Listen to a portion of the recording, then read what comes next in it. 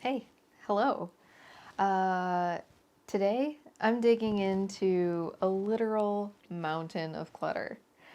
Uh, it's literally choking out the creativity in our studios, mine, and maybe potentially yours, and that's why you're here.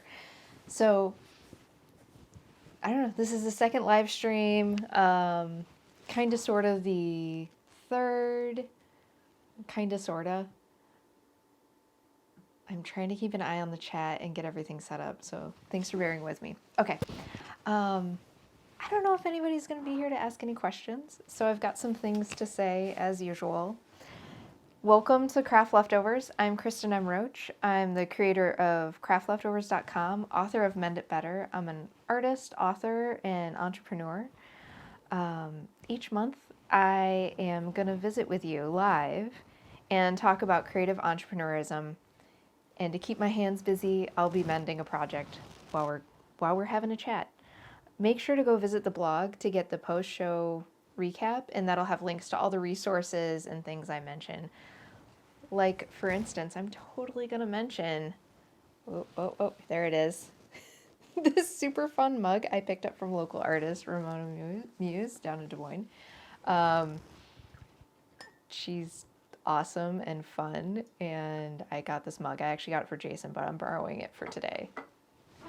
Anyway, so fun things like that, as well as books and whatever other resources I end up randomly bringing up, which I'll kind of be keeping notes of as I go along. Let's see, what else am I supposed to be mentioning? I did better this time. I made an outline. Oh, watch out. Okay. Yeah, a few things just right at the beginning. Craft Leftovers, what is it? It's all about living our lives in a more sustainable way that keeps us doing what we love most, which is making things out of things. You're really going to like this show and the Craft Leftovers website and podcast if you enjoy studio time and scheming about creative business topics. And I'm putting out new episodes every second and fourth Thursday of the month. For the podcast. So the second Thursday, which is tomorrow, will actually be a cleaned up recording of this live stream. And of course, if you have a question, feel free to just drop it in the chat. And don't forget to like and subscribe here on YouTube. It really helps us a lot because we really want to get enough subscribers. It's such a small milestone, but it's been tricky. Get enough subscribers to get our own custom URL. We're going for that, youtube.com/craftleftovers. That's what we want. Anyway, so back to the matter at hand, which is spring cleaning, decluttering, and all that kind of jazz.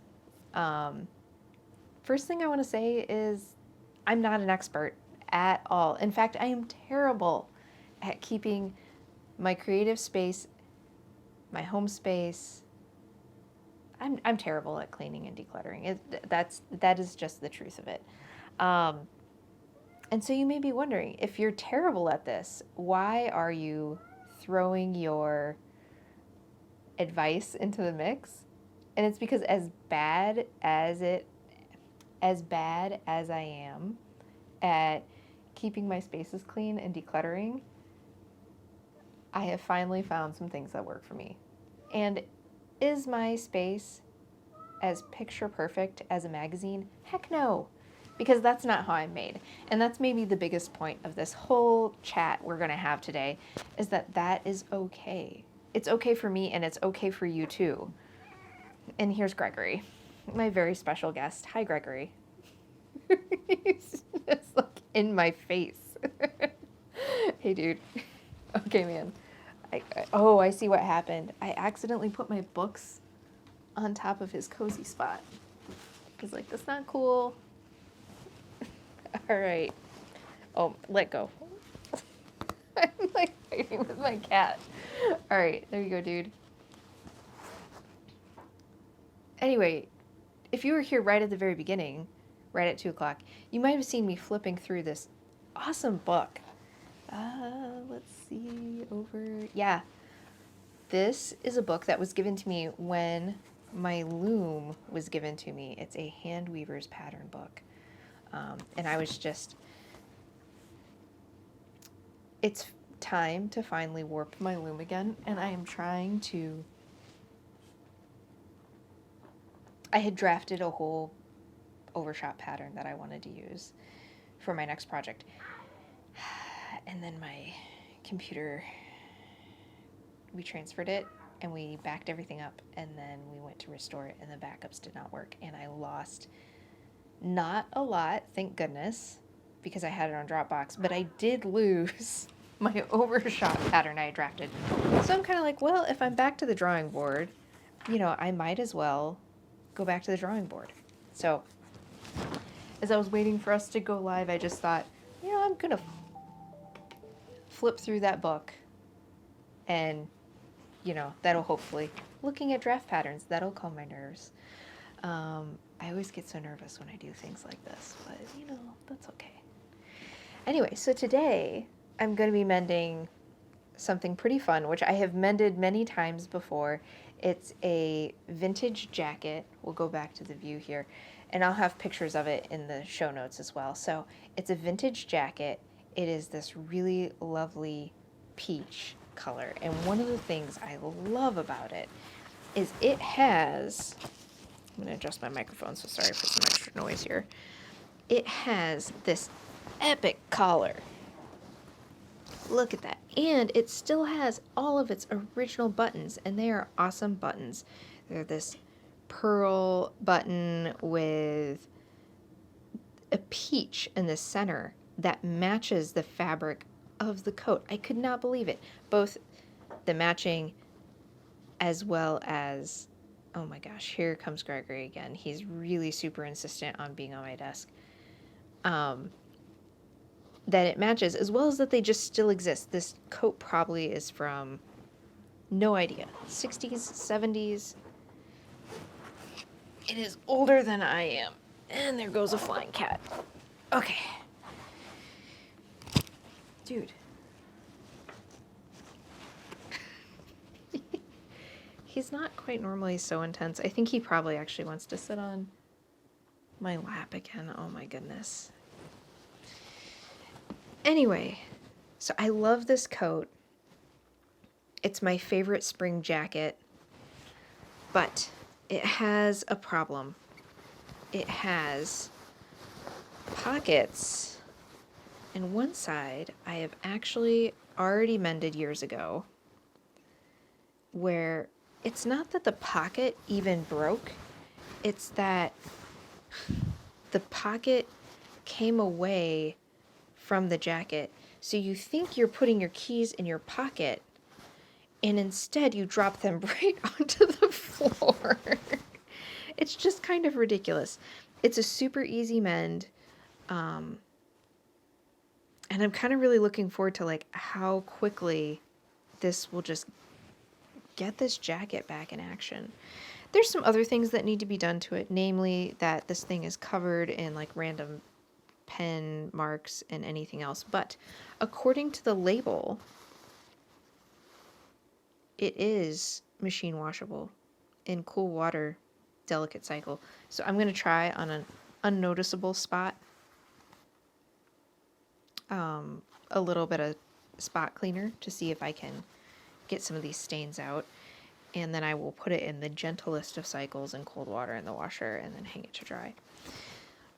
I wear this bike a lot when I'm riding around on my bike first thing in the spring, which is why we have these awesome splatter patterns.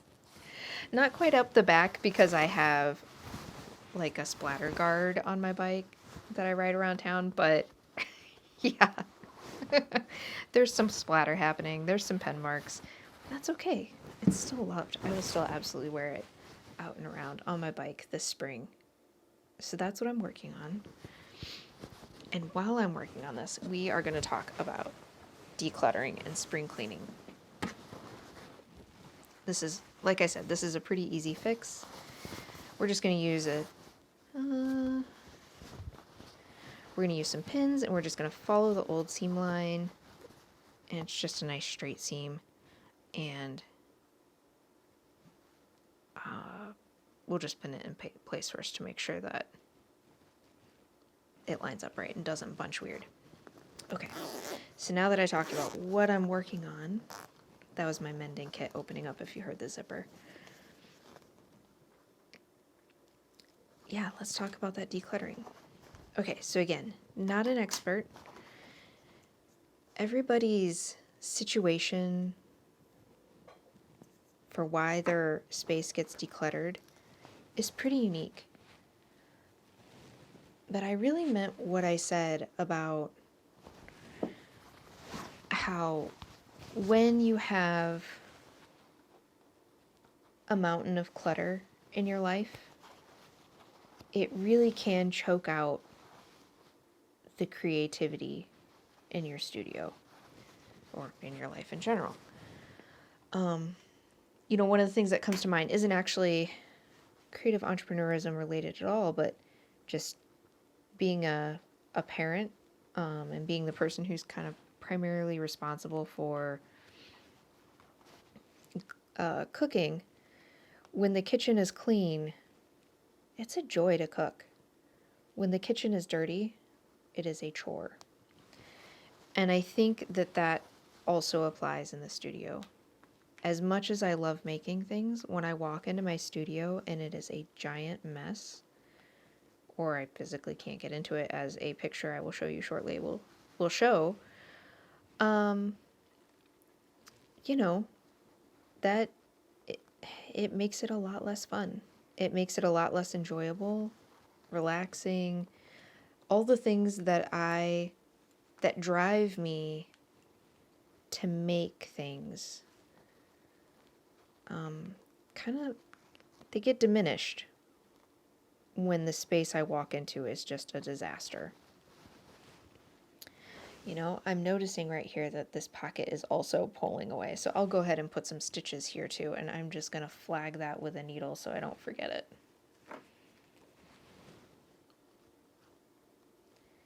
I've struggled with clutter my whole life. I still struggle with it a lot.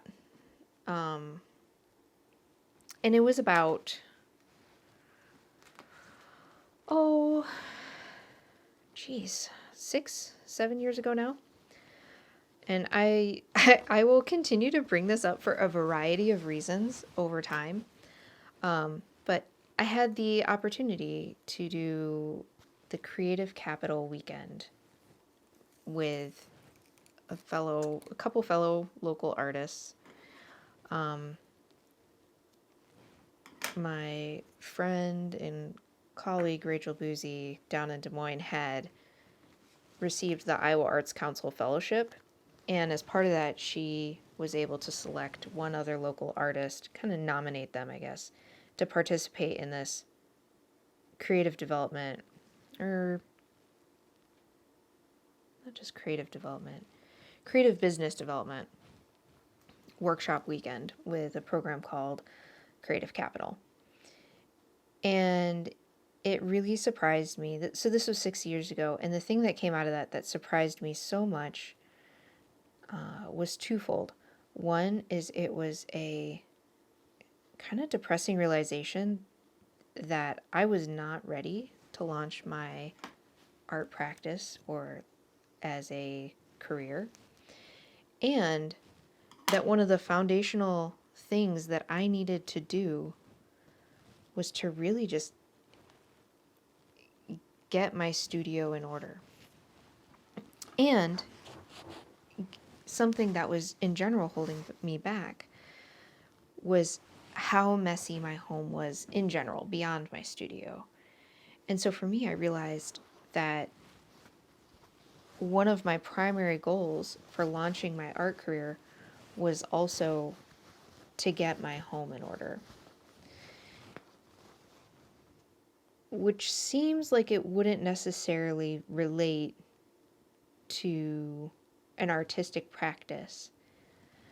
But if you think about some of the ways that you become successful in art, and some of the things that maybe bring you pleasure in life, is being able to invite people into your home and kind of just, I wanted to feel confident and good about my space, and feel, to not have that panic when someone says, "Oh, can I see your studio?" or "I'd love to come visit your studio and, see what you're working on." And it was just like, "Nope, no, you cannot." Oh my gosh, I was embarrassed. I was embarrassed of my home and my studio, and it was holding me back, even though there's lots of ways technically around this. And like I said, this may not be the answer for everyone, but for me, it was like this huge emotional baggage. It was like this mountain of clutter baggage emotionally. And so I made it a priority. So along with things like getting Littlewoods to the point where I could step away from behind the tea bar to work on, in my studio, to work on my creative business outside of the tea apothecary. It also, there was some other fun goals too, like getting a pickup truck. So I actually had the means to transport the materials I needed to create large scale work. There was things like get into the studio consistently and create a consistent body of work that I am proud of. And as I continued to check these things off, the home was still always that thing that I just couldn't get it there, and I couldn't keep it. And over the last decade or so, I have read and watched just about every single, like, how to get your stuff in order, like, insert expletive. I'm trying to keep this clean. And nothing really stuck until I read, or I listened to, actually, it was an Audible book, Decluttering at the Speed of Life, Dana White. And there were a few things that she said. I mean, it's a whole book, 14 plus hours of listening to about decluttering and getting your stuff in order. And for me, the biggest things that I continue to return to time and time again is an idea that she expressed that she calls Project Brain. Now, well, okay, so let's take one step back before Project Brain. All right. Also, I'm having a funny, difficult time figuring out how I am going to get my thread into this corner. Hold on. Without sewing my pocket shut. Here we go. All right. Let's see if we can get you a little closer view.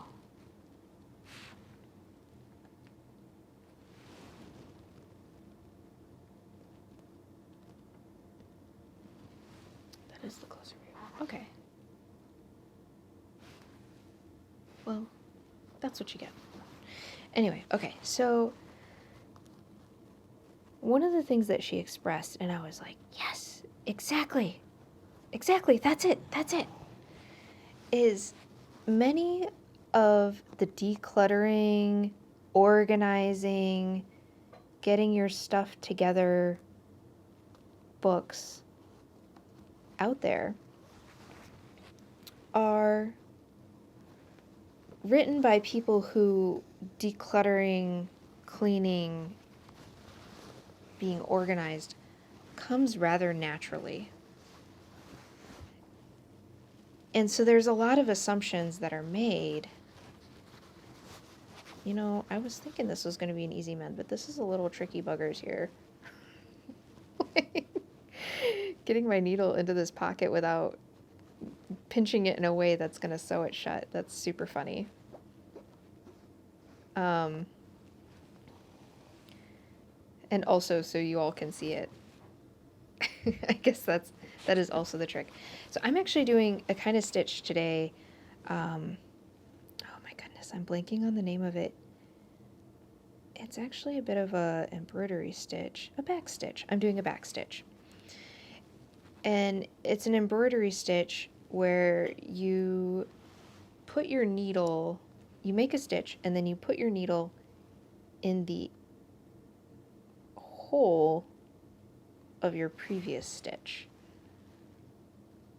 I really want you all to be able to see this for those of you online watching this and hearing me ramble. It's very, like, it's a super satisfying stitch. Here, I'm going to lower the camera. Hopefully everything won't just, like, go totally out of focus. Here we are. Yeah, in focus. All right. We're good. Anyway, so it was like, yes, that's it.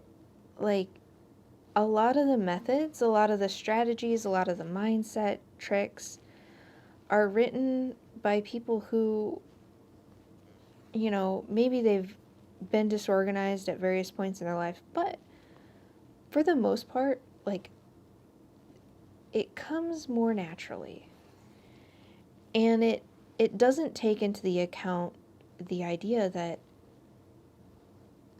most of the time, my biggest issue is not that I don't want to clean, although there is a bit of that because I do not find it enjoyable, but it's that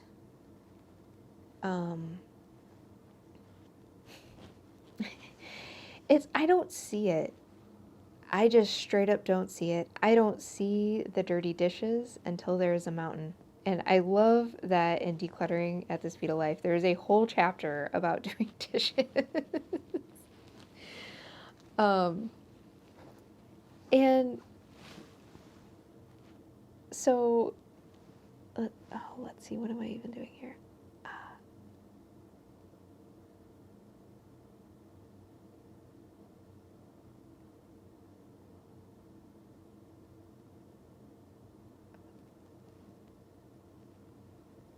Interesting. Okay, I got a couple comments, but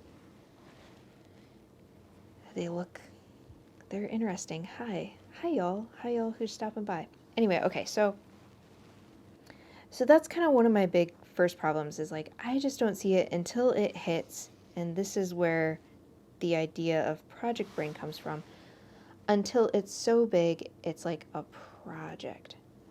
And I've noticed this in several aspects of my life where things that would be considered more daily routine tasks that just need to be done every day, no matter what, I have difficulty remembering to do them. And so Dana, she calls this project brain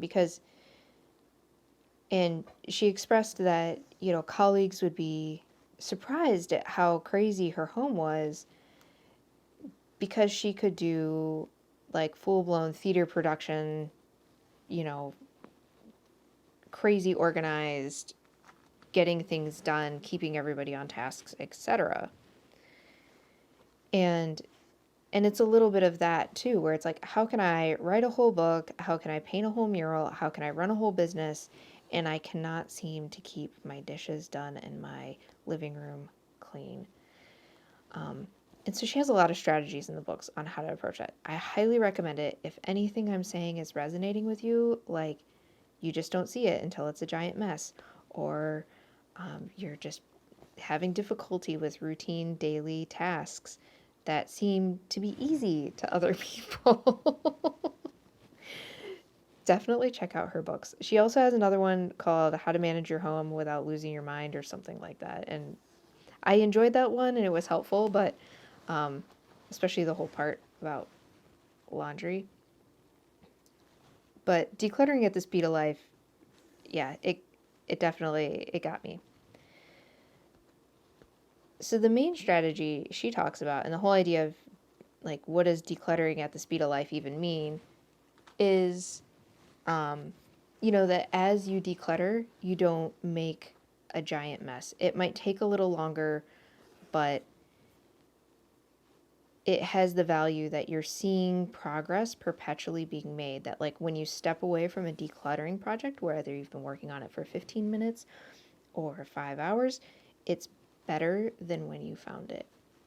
And so I'm almost actually done with this little bit of amend. So I'm going to show you some really funny photos of 2 recent projects I've done. So one project was my studio. And I had been neglecting my studio a lot for a couple reasons. One, I was working a lot outside. Two, I was working a lot in general for my office. And so anything kind of like arts or crafts related, it would come into the home, and to keep it out of the living room, I would just like kind of bring it down here and drop it on the counter. And after, you know, a long time of doing this,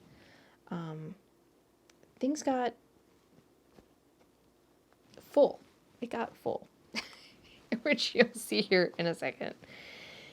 And it got to the point where, it was difficult to find anything.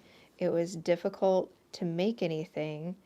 And like I said, what had previously brought me a lot of joy was now like I didn't want to be down here. I didn't want to be in my creative space because it was so full of random stuff. Now, I kind of mentioned, if you saw this on my announcement for today on Twitter or wherever, that about sparking joy and how that doesn't work for me. And as you can imagine, with a blog named CraftLeftovers, I have, and this is something Dana White also talks about a lot, everything sparks joy. Everything has a purpose, everything has potential. I felt a lot of guilt about throwing away anything. I felt a lot of that could be useful, that I could imagine a project for. I can imagine a lot of projects for just about any material. That would be a funny thing. Like, send me a box of stuff and let's see what I can make out of it. Please don't actually do that. I'm trying to declutter my house. But the point is that I find joy in everything. I really find beauty in everything. Every material can be useful. And so when everything's sparking joy, when everything's like, oh, I love this. Oh, I could use this for that. Oh, I could make this project. I could build this thing. I could give that to so and so. I could save that for my, supposed someday grandkid or whatever. Where do you go from there? And because I had tried the Spark Joy method before I read Marie Kondo's book, and it was really good. It was well written, and there were some things I found helpful, and I tried it, and it did help me to let go of some clothes, which was good. It did not allow me to let go nearly enough clothes, because too many things spark joy. Oh, that was fast. Oh, it's a good thing I flagged this. I literally would have forgotten. Okay, so what do you do? Well,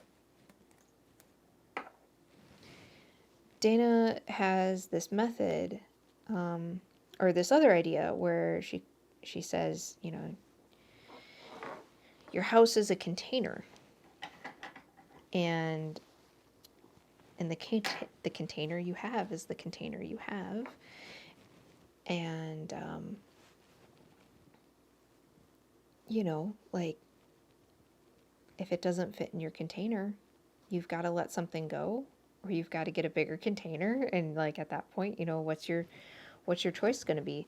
So, our container as a house is, I would say for Iowa, it's fairly modest in size. It's like 100 and, or it's 100, 1,300 square feet, which is big. But I would say for Iowa, that's actually, compared to a lot of homes in Ames, Iowa, that's pretty small. Or not even small. It's modest. It's average or below average. But it's the container we've chosen, and we like our house and we want to keep it, and so we've got to make some hard choices about what can live in here. And what she talks about with the container project is that it really helps remove this sense of guilt of like and choice. It's not you saying this thing that can't belong. It's I feel like this is pulled through a couple times, so I'm gonna give it a little extra support here and just go around a couple times. And then I'll knot it in the back. I'm talking about the little corner of my pocket that's coming undone.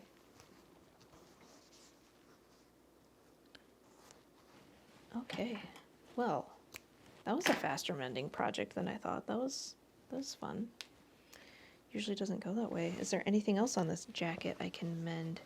You can see I already fixed, using a similar stitch, the inside of the pocket where the pocket itself had ripped. And let's see, shuffling around to the other pocket. You know, this pocket is also coming loose in that very same exact way, so I will also give this one a couple stitches.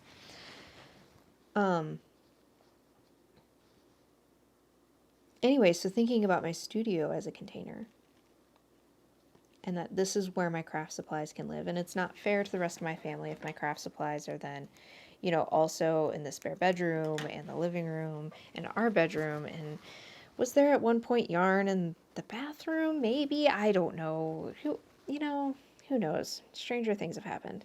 So, you know, my studio is my container, and it's not fair for my stuff to like choke out space for everybody else in my home, because it's not just my home. And so you know, I started bringing all of my craft stuff and art stuff down to the studio, which then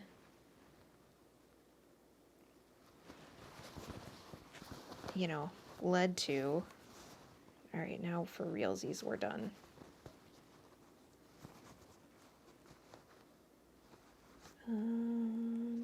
Okay, and done. Ha, clip. I love that little clip of the scissor sound. Voila. One jacket ready for rotation. Okay. I'm going to show you. I'm nervous about showing you this. It's so crazy. Like, it's such a crazy picture. That was my studio. Ah, oh my gosh. Like, you can see, I brought everything down and I just kept piling it up, and there's yarn and wood glue and stuff and junk and stuff. And all of it is really fun, like taken as a singular material or object. I can't look at this anymore. Oh my gosh. Okay. Oh, I'm going to raise this back up. I can like legit not look at that picture anymore. It's so terrifying to me. It's like I'm traumatized by my own past clutter mishaps. Anyway, so can I make art in that space comfortably? Can I even find the supplies I need? Heck no. It stunk. It was such a pain.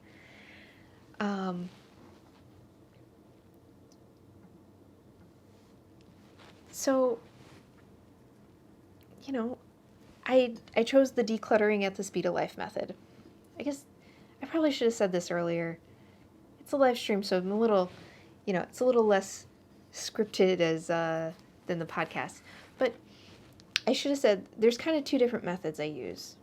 So I'm going to summarize that real quick now that I'm like, my hands aren't quite so busy, and I can just kind of focus a bit more on what I'm saying here. So,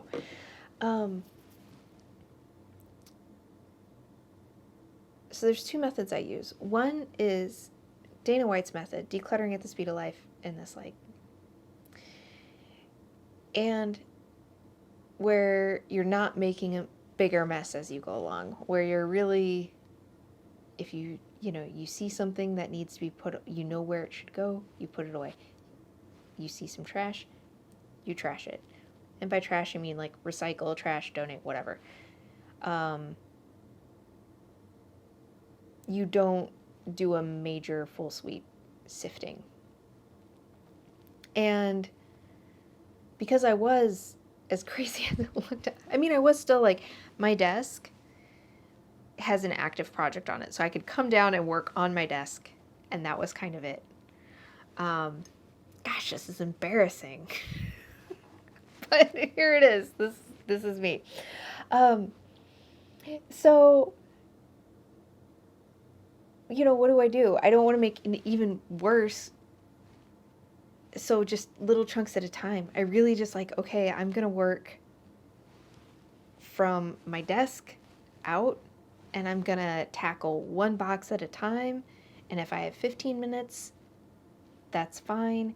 If I have a couple hours, awesome. But it can't be worse than what I found it.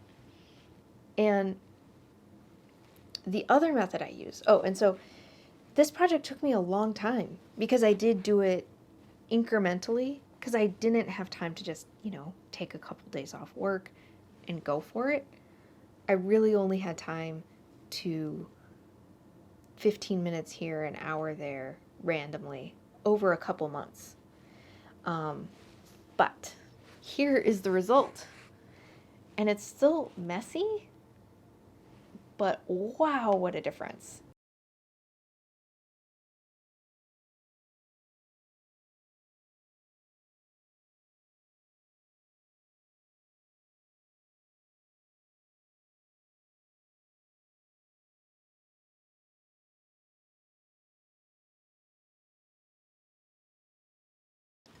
So that was that was it. And now I like being in my studio. And when I have free time, I'm happy to come down here and work on things. Like, it's delightful. Where before I was like, eh. And I think that's part of what drove me to paint outside so much. I do love that, and I will continue to do that always. But I think a big draw of it is that, like, I didn't want to be in my studio because there wasn't space for me, you know? That doesn't feel good. Now it feels good. Now, I do have another storage room in the basement that I don't want to devote like it's not an urgent project. It's kind of hidden, but it's got like bins of stuff. And I've started to go through that and incorporate it into my studio space so we can use that room for other things, And like, for instance, it would be nice if when I'm not doing a live stream, which only happens once a month, if these lights had a home, because I've got these two big lights. And so like in the tile room would make sense, but right now there's not really room for them because there's lots of other random stuff. Yeah, but it took a long time. And so that was a big success for me. And it's still a work in progress. Like, I'm looking around and I'm seeing the clutter get back in, but now it's like 15 minutes here or there keeps it under control because I got rid of things. And the less you have, and I'm not talking, clearly I'm not a minimalist, but when you have a place to put things, like they have homes, they have their own little containers, like, and I'm not talking about like a storage container. I'm talking about like, I decided this is where my yarn stash lives because I love it. And I want all of the yarn, all of it. That's not reasonable for me. Maybe that's reasonable for you, and go you. You should open a yarn store. But for me, this is reasonable. I'm still a pattern writer. I still have a great passion for making things. This is the container for my yarn. And it's really hard to say, if it doesn't fit here, I've got to get rid of it. Even saying that, I haven't quite hit it yet, but I'm getting there. This is where my fabric lives. Whoop. And if my fabric won't fit in these cabinets right here, which is a very large, reasonable amount, like, it's enough. For me, it's more than enough fabric. So if it doesn't fit up there, I've got to let something go, or use it. And that's kind of the thing. It's like, prove to yourself that it deserves to be in your life by using it. Like if you've got this gorgeous brocade fabric that you love and it won't physically fit in the space it needs to in your home, use it. Make something out of it. Go for it. Anyway, I don't know. I'm talking to myself here, not really to you. I'm like looking at myself in the screen and like, use it. Use that brocade silk. You know exactly the one you're talking about. What are you going to make out of that, Kristen? Do it. Anyway, so that's one method that's really helped a lot, a little bit at a time. But from time to time, it becomes necessary to use the other method that works for me really well, which is the full sweep. The full sweep is overwhelming and it is exhausting to me. And it is in over your head. It may require help. And to me, the only way this works is if it resolves itself quickly, that you give it a set of time and I almost swore, you bust things. You apply yourself diligently to the goal of getting this thing done. And so here's the really, our catalyst for this was we got a new couch. And in getting a new couch, you've got to make room for the new couch. You've got to get rid of the old couch. And so to get the old couch out and the new couch in, this is kind of what we were left with, right? Rolled up rug. I cleaned that whole corner there where the new couch was going. I love our new couch. The old couch is shoved into the corner. There's still Christmas stuff hanging out. And I was like, you know what? I have an opportunity here. I am going to go for it. I am tired of clutter in the living room. We don't have a big living room, so it's a pretty manageable space to just like go for it. I had a day, Wednesday is a day that I normally spend in my studio doing content creation, things like the live stream, the podcast, working on commissions, etc. And so I decided to take one of my very special, sacred studio days, and I worked on this project. And I thought 8 hours would be enough, and I was wrong. And so then I spent the next several days diligently applying myself, getting this in order. There's one of the things, I'm just going to point some things out, and I'm going to describe it so that way if you're listening to this or you're listening to the podcast later, or like the recorded version later on as a podcast. So basically, there's the stuff that we pulled up to get everything out of the way to put the couch in. There is, drills, stuffed animals, masks. There's moon cakes in a tin. There's Christmas ornament box, gift bag. There's the bookshelves. It's not that there's too many books. There's just too much other random things that are not books. And there probably are too many books if we wanted to display like art objects and framed family photos and whatever in this space.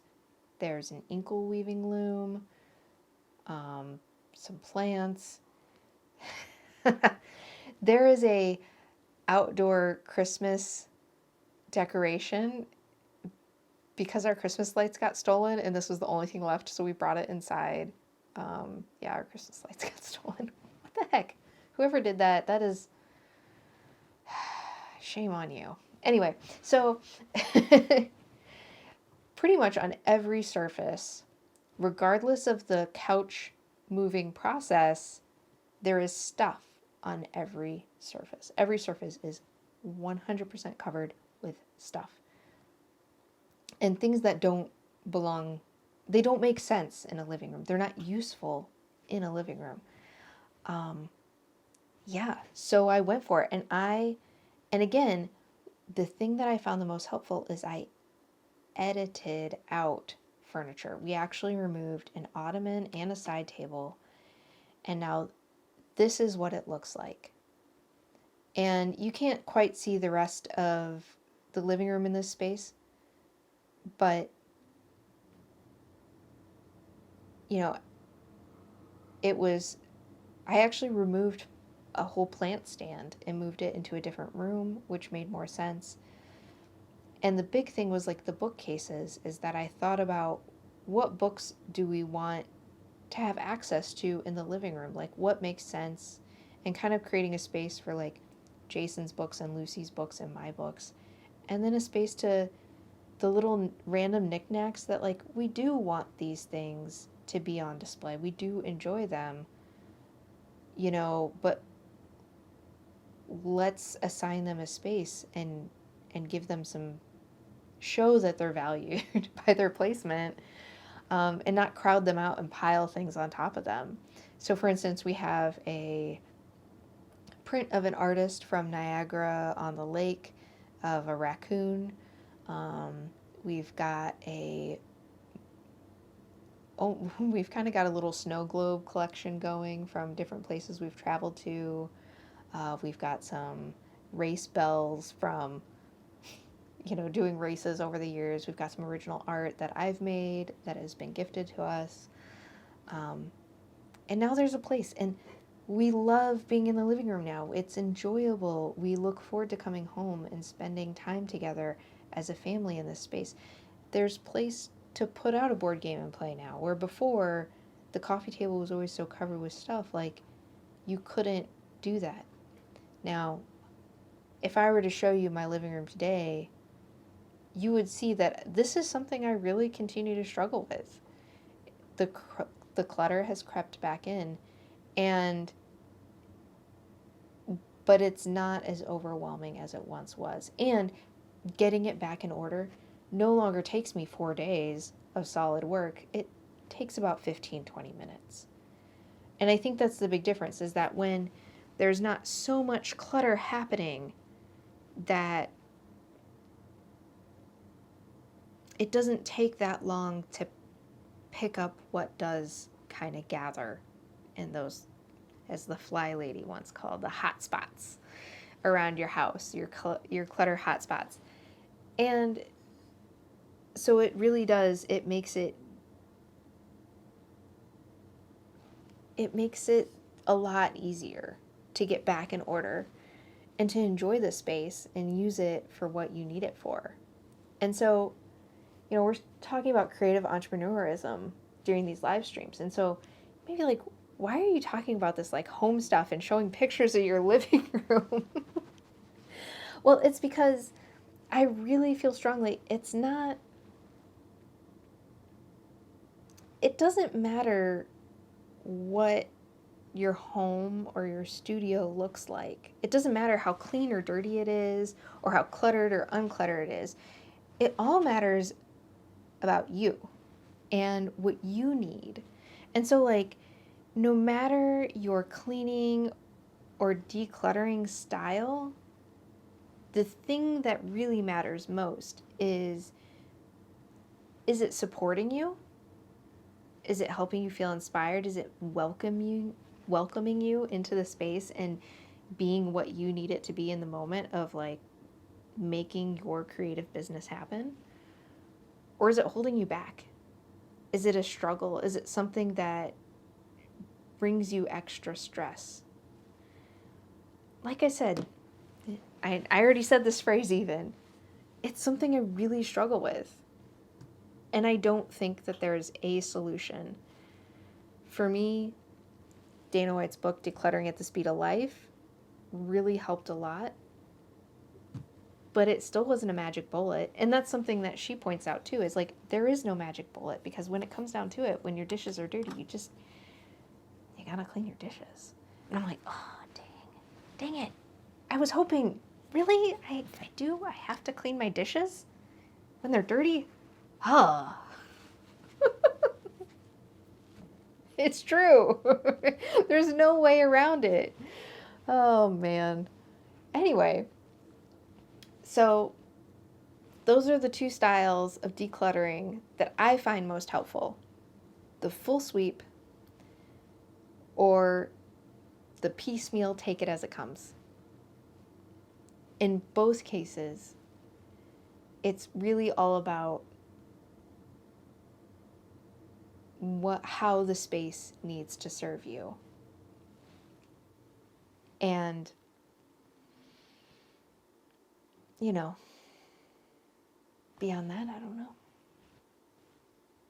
I hate to throw it back on you all or on myself, but it's something you got to keep trying.